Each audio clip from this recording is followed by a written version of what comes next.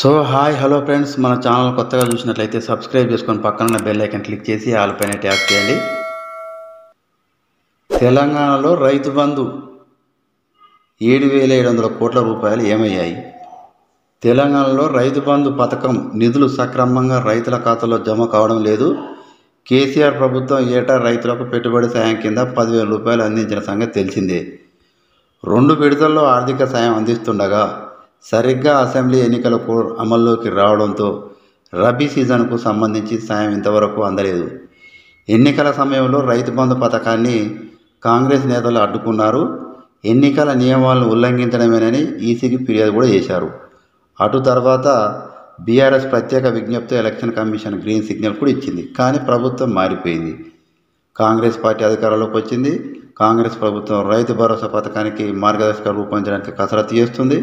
ఇంతలో ట్రెజరీలో కేసీఆర్ సర్కార్ జమ చేసినటువంటి 7,700 కోట్లు విడుదల చేయాలని సీఎం రేవంత్ రెడ్డి ఆదేశాలు జారీ చేశారు. అయితే ఇది జరిగిన రోజులు గడుస్తున్న రైతుల ఖాతాల్లో మాత్రం ఇంతవరకు రైతు బంధు నిధులు జమ కావడం లేదు.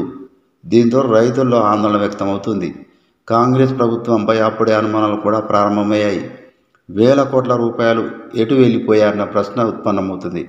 బీఆర్ఎస్ ప్రభుత్వం 2018 నుండి రైతు బంధు అమలు చేస్తుంది. ప్రతి ఎకరాకు 5,000 రూపాయల చొప్పున జమ చేస్తున్నారు. అయితే గత ఖరీఫ్ సీజన్ వరకు ప్రక్రియ సక్రమంగా కొనసాగుతుంది. కానీ ఏడాదికి రబీకి సంబంధించి నవంబర్ 26న రైతు బంధు జమ చేయాల్సింది. కానీ ఎన్నికల కోడ్ అడ్డంకిగా మారింది.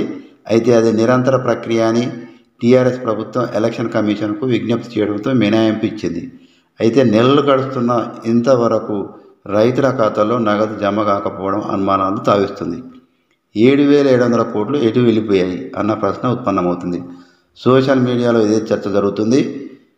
ఢిల్లీ టూర్లతో గడుపుతున్నటువంటి రేవంత్ రెడ్డికి రైతుల ఆర్తనాలు వినిపించవా అన్న ప్రశ్న కూడా ఎదురవుతుంది. సో ఇలాంటి లేటెస్ట్ న్యూస్ మీకు రావాలంటే సబ్స్క్రైబ్ చేసుకొని పక్కన ఉన్న బెల్ ఐకాన్ క్లిక్ చేసి ఆల్ పైన ట్యాప్ చేయండి.